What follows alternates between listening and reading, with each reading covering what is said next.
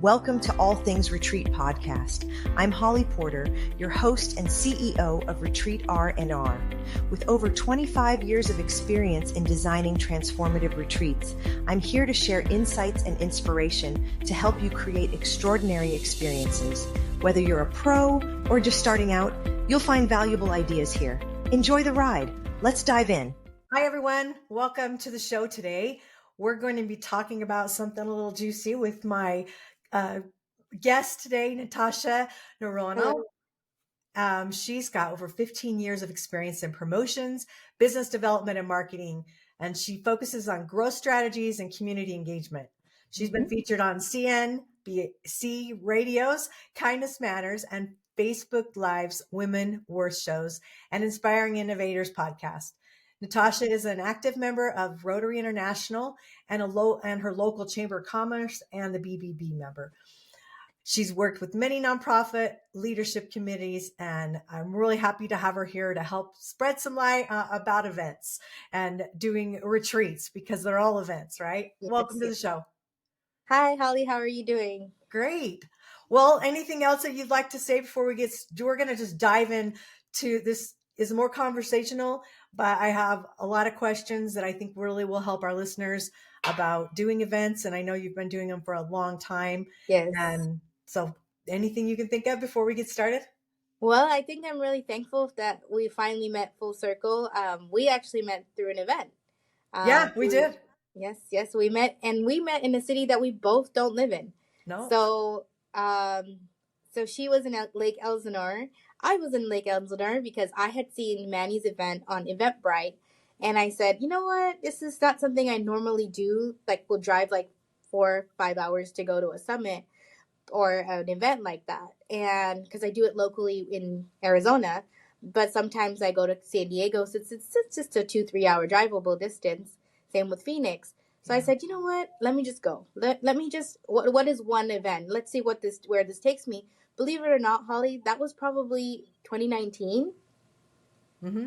And now we're in 2025. So we've kept in touch virtually, but not always. We're going to see each other soon.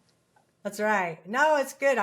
You know what? Some of my favorite people on the planet I met at events, and events are really have a soft spot for me because it gets people, usually they're out of town somewhere. Of course, since COVID, summits and online things are way popular now, but nothing beats an in-person retreat or event. Yeah, and absolutely. Getting in there, kicking off your shoes. Absolutely. And I just feel like you get to relax a little bit more. So because you've been more on the logistics side of it, and Retreat R&R has a concierge service that we offer, I want to talk about that today and how just a few things. I know we're not going to be able to dig super deep because we keep these shows fairly short, but I just want to ask you, like, when you're planning and preparing for something that you're doing on an event, what are the key steps that you do to plan it to ensure that it's successful?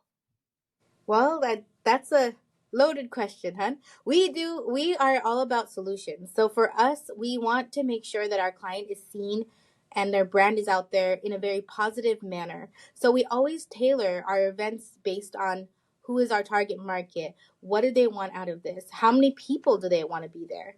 How can we boost the ads to reflect people clicking on their page? Is the SEO right? It's a whole campaign that we do when we consider an event. So for me specifically, I like to go see the venue in person first before I decide if this is where I want it to be.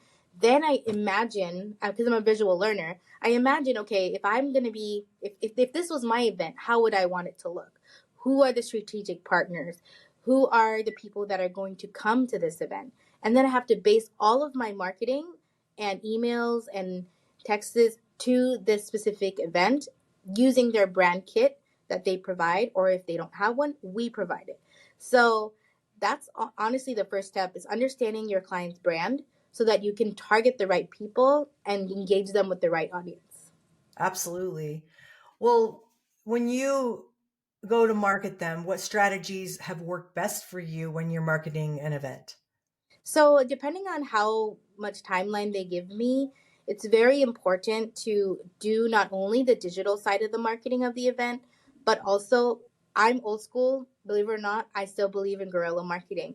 So I go to events that the chamber hosts. I'll, talk to my local BBB. I'll say, hey, I have this event. Is there any way you can promote this through your channel? And if they say yes, perfect. If you have to pay a little money, you do it because you know that they have the email list of the people that you're trying to target. Another thing is maybe I'll do a radio campaign. Maybe I will go to my local newspaper. Maybe I'll, go to my local schools. It really depends on what type of event that I am marketing. Because at the end of the day, without marketing, your events are not going to be very successful Right. because you're not going to get people to say, click, sign up, pay. Because at the end of the day, it costs money to make money. Oh, it does. So when we talk about, like, for us doing our concierge service, we really want people and our clients to have a tribe of their own customers, their own email list, because Mm-hmm. that's one thing we don't do is Mm-hmm. fill it for them. We can help Mm-hmm. them with the promotional things, but we don't fill that. It has to be their Correct. people. So, Correct. unlike you, that might be part of yours where you would bring people to it. But when Mm-hmm. you are starting that process, how far in advance do you usually like to recommend to to put the date out? Because think Mm-hmm. about it, retreats are going to be a little more, especially if you're going international, it's going to be out Yes. further. That Yeah. event's going to take Yeah. longer, right? Of course. And if you're doing an online summit, you can have a shorter time because Yes. Yes. people are squirrels and they're all over the place. Yeah. Like, oh, Yeah. it's next week. Yep, I can make it. Yeah. But you Yeah. still have to plan it way in advance. What would you suggest for events that you've done? What is your recommendation for that? Um, Actually, I've had people give me a 3 day deadline. I've had people give me seven, and I've still produced people to come to the events. I'm pretty blessed that way with my network. I've worked really hard to keep in connection with people all over the country, all over the world. And I think that the like in person, when you trust somebody in person, you can trust them easily online. So, but for me, I would say what works the best is 6 to 8 weeks promotion, because the longer it's rotating online, whether it's on their website or Facebook or Instagram or Google ad, whatever you see, I think 6 to 8 weeks is a shorter timeline depending on what it is. So like if it's a summit, I would say you need at least 90 days of them seeing it because that ad was going to rotate, and then eventually one day they're going to be like, oh yeah, I remember that ad, I'm going to click and I'm going to sign up. But it really depends on how strongly you push your marketing dollars and how much paid ads you do. But then not everybody's going to find you on Facebook. So you got to have to be out there, also boots on the ground, to promote what you do, because otherwise you're going to depend on just your online ad spend versus saying like, okay, I'm going to go to this business mixer and I'm going to keep my flyer on hand because I know I have this summit coming and maybe they might know somebody. So Right. you have to kind of look on all different angles because you can't just depend on social media or Google, because there are people that are not going to find events through Facebook, or not going to go through Meetup, or not going to go through Eventbrite or whatever channel that's out there, because that all costs the client money, and all clients cost you money. So it's not even just about money. It's about how are you going to get your brand out there? How are they Mhm. going to see it? And how are they going to say yes? Is the price okay? Is the market is that what people are looking for in the market? Have you done your SEO where you're targeting the right people to come to your link? Do you have a landing page? Does it land somewhere? Does it work? Does it have a payment portal? You have to look at all those things because there's a reason why some people are not saying yes. Yeah. For sure. Well, and I laugh when you say 6 to 8 weeks because with a retreat, I would say 6 months to a year, sometimes even 18 months out for international because of getting your venues lined up. They're booked. Well, oh yeah, that's a good point. Yeah, see, maybe because I live in a small city. My city has about 100,000 people. So getting a venue is hard only during certain months because that's like Right. the wedding season and those type of things. Sure. But like we have a very transient community, a lot of military and a lot of like snowbirds that come here. So like from September to March, that's like heavy event season where Yeah. you're going to get a guaranteed customer. But then after April, it starts to pivot less on events, and so that's when the indoor can be happening more often.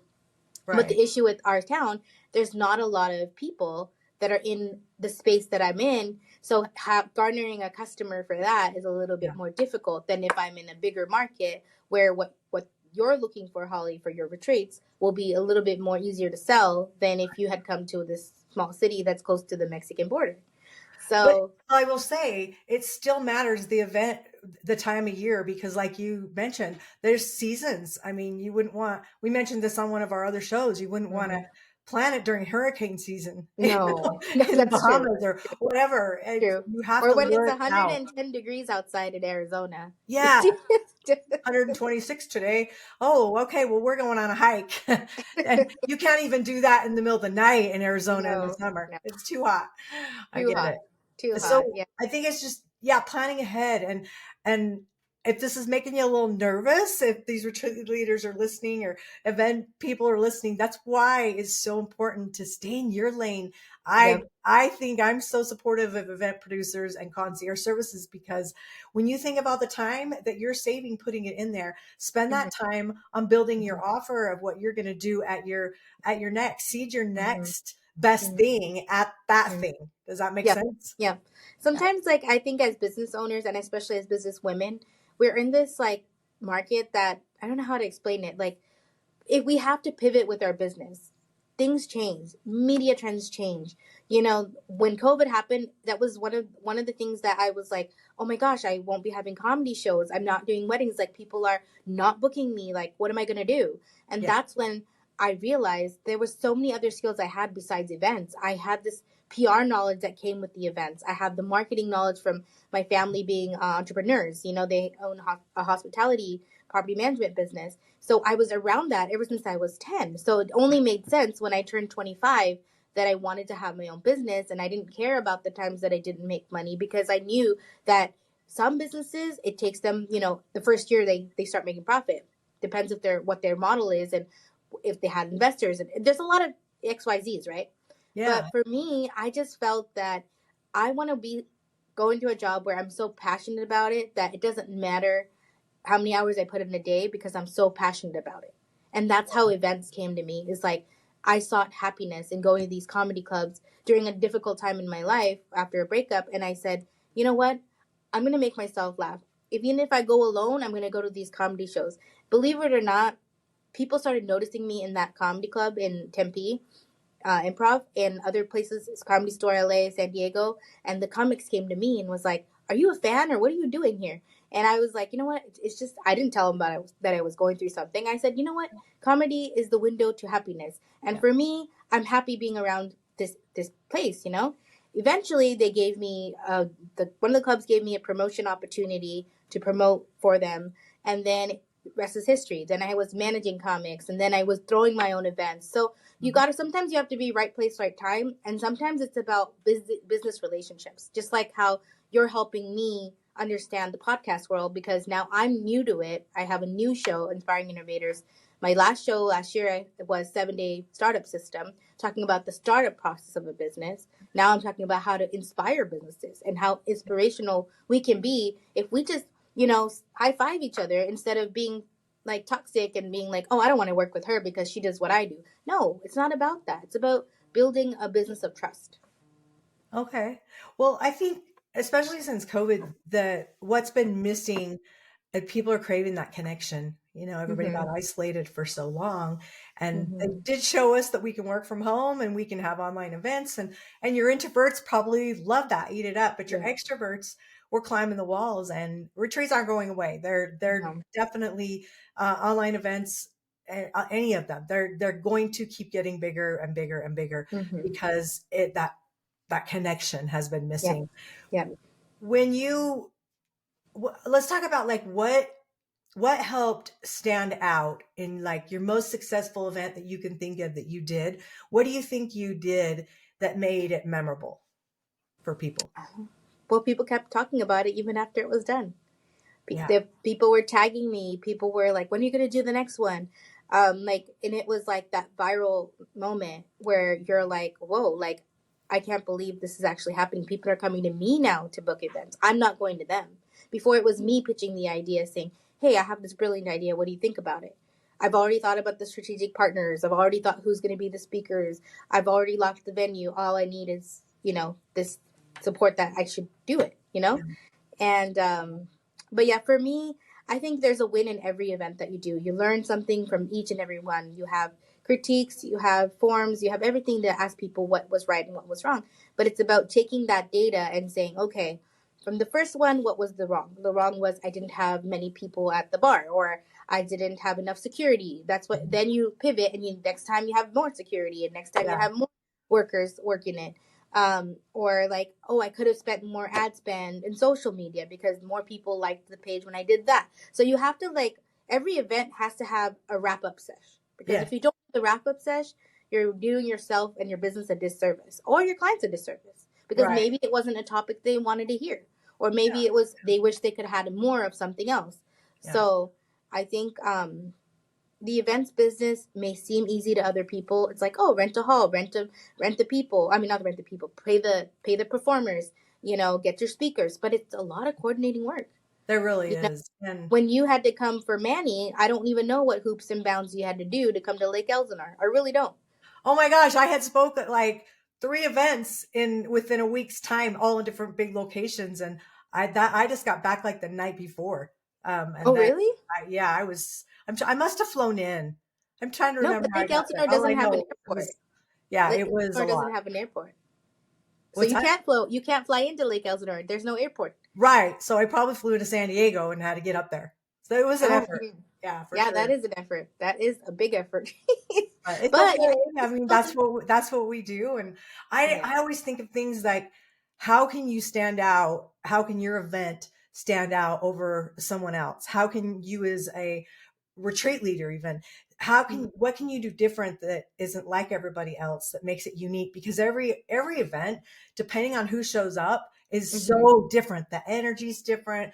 True. Just, it's different. And so as a concierge, I always think of, I was raised by a mom that was an interior designer. So she taught me that you got to put those personal touches on everything.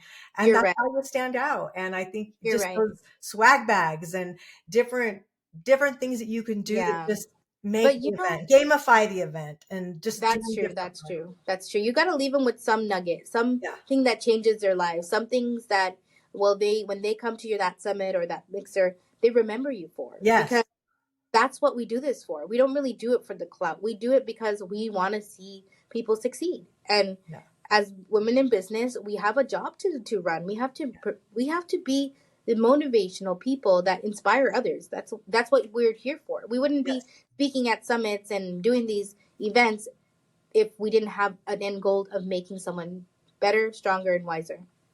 I agree. Okay, so kind of wrapping up here, what would be the best advice that you could give somebody that really, maybe they're not in a position to get an event producer or a concierge service, and they really want to do something? What would be your best advice for them? Well, just like Nike said, just do it. Just do it. Don't think about it. Don't worry about it. Put pen to paper, get your little notebook, and start making a plan, open the first page. Look, I can lie if I want to. Master plan. Make your master plan. Yes. Because the more planned and organized you are, the better success you're going to get. Because a lot of times businesses start without a plan. They don't have a business plan. They don't have a marketing plan. They just have an idea. They might be like selling the best clothes or the best, food. But because they're not investing in their marketing, or maybe they're investing little in their marketing, they're not going to get that result. But because they didn't have a plan. Because everything starts with a plan, a strategy, and execution. Yeah. So if you can have a plan, and strategy, and execution, PSE, you can do anything, whether you have money or not. I started my business with no business funds. I said, I will try to do this. I'll have 2 jobs until I can figure this out. And I did. So it's just about how bad you want it and how resilient you want to be. And if you're ready to network with the right people and not feel nervous. When I met you, Holly, I was really nervous because I was really inspired by your speech. I mean, your speech, everything that you said at Manny's thing. And I thought, I looked you up, like, because you had that, text this number for Holly or something. Like, that's what Manny does. Yeah. And so I did. And I came alone to that summit, and I didn't go with a friend. So this was out of my wheelhouse, because normally when I go to mixers, I have a friend with me or a colleague or employee or somebody. So I was nervous, and I knew Manny because I had met him virtually before I had come to the summit. So I was like, man, how am I going to approach her? Like she's talking to a lot of like really well-to-do people. And then I go up to you and I'm like, she's a beautiful spirit. And I just loved your energy, and I loved how confident you were, and you left me with a nugget that I'll never forget on your speech. And I was like, you know what? I'm going to go follow her. As soon as I get home, I'm going to follow her. I'm going to add her on LinkedIn. And you added me back. And I was like, you know what? I am something in this life. And and you know what? I was just starting my business. Like, that was year 3 of my business when I was there. Yeah. So I was like, I have to keep in connection with her. And then I said that, and we lost touch. And then I messaged you randomly, and I said, hey, Holly, how you been? And then the rest is history. So yeah. I think things happen for a reason, and you meet people for a season, a reason, or treason. No, I'm just kidding. Not treason, but no, but I think people are meant to cross your path for different reasons. And my reason is you've inspired me to be a better entrepreneur. And I just want to thank you for that. Oh, well, thank you. Well, it was my pleasure to meet you. And I thought you were super confident, and I just thought you'd been doing it forever and ever. And, no, I was so nervous. I was like, it was great. You didn't come across that way. And I think just do it. Like you said, do it scared. Who cares? Like, we get so attached to oh my gosh, what ifs, and how are we going to be looked at and judged, and what are they thinking? Who cares? Like, really, if we can just get over that and just realize I'm just me, I'm going to be me. And if they don't like it, they're not my ideal customer anyway. Right. Mm-hmm. There's the door. See you later. Yeah. Enjoy. Have a great life. But you're going to attract the right people just by being yourself. I think there's a power in manifesting your thoughts and ideas, because a lot of times when you first start out, you get a lot of no's, and it used to bother me. And I'd come home and be like, what did I do wrong? I made a great presentation. You know what I mean? And then I realized one day, I was like, because I like to read like motivational books, and there's John Maxwell. There's so many, Tony Robbins. But I don't know where I read this, but it said NO means next opportunity. I love that. So, if someone says no, that just means you have a next opportunity. Yeah.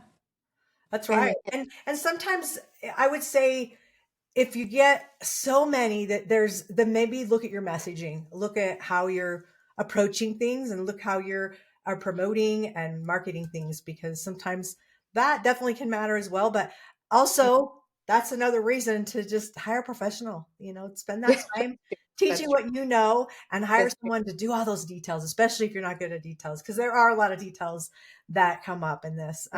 It's not my favorite thing to do, but I just put the right team in place, and voila. I love the details. Yeah. I don't like doing all of them. I'm more that detail girl. I think also, as a business owner, we want to be perfectionists because we want to see and vision things that are what we have in our mind, but no one can read our mind. And if we can delegate, and the minute you learn to delegate stuff in your business is the minute that you scale, because that is something that took me a while to understand, because I wanted to keep my costs low. And then when I was running these events, I was like, wait, I can't be at the front and back. I need an assistant. I need someone collecting the money. I need somebody to run the sound. Even if I had a machine that I bought and the lights and all that, I still need someone to run it. And so finally I was like, because I was doing smaller events in the beginning, and then I went to bigger and bigger in conferences and things like that. Yeah. But then when I found the vetted people that I knew would always be on time, that I knew that I didn't have to give directions to, that light bulb went boom. And I was like, this is where I'm meant to be. I'm a coordinator, producer of an event. That's where my lane is, because I'm able to pivot, and I'm able to find the right people. It's almost like being an Angie's List. Oh, do you know a plumber? Yes, I do. Yeah. Do you know a roofer? Yes, I do. But now mine is more for businesses. More like, okay, do you know a person that's really good at retreats? Yeah, her name's Holly Porter. Here's her information. Find her on LinkedIn. Tell her I sent you. I'm almost like a virtual Angie's List. And I never knew growing up, being lived in 4 countries and 3 U.S. states, that I would now, at 38 years old, be leveraging those people that I met in my life that are now essential parts of what I do in my business, because without them, oneself wouldn't really be here. And here you are. Well, I appreciate you coming on the show today. I hope that our listeners have, and I'm sure they have. I always learn things from my guests. Hopefully you've learned about retreats a little bit more, or about events and retreats we're talking about. But I think it's important, because it's a lot the same. You're creating an event's an event, and whether it be and you bring value, a wedding, a funeral, a retreat, or an online summit, they're all events. Yes. And Holly, you bring a lot of value to what you do, to your retreats. I mean, I can't wait to go to one. I have not been, but I will go. That's going to be my 2025 goal, to go to one of your events, to see you and give you a hug, and just thank you for being the woman that you are. You better. I would love that. I will. All right. Well, until next time, everyone, thanks, Natasha, for joining us. That was some great information, and I really appreciate it. And we'll see everybody later. Bye for now. Bye. Thanks for joining us on this episode of All Things Retreat. We hope you're leaving with new ideas, fresh inspiration, and the motivation to take your retreats to the next level. Don't forget to subscribe and leave us a review. It helps us grow and reach more retreat leaders like you. And if you have any questions, topics you'd like us to cover, or just want to say hello, send us an email at info@weretreatrnr.com. Follow us on social media to stay connected and catch all the latest updates. Until next time, remember, great retreats start with great intentions. Let's make them extraordinary, one step at a time.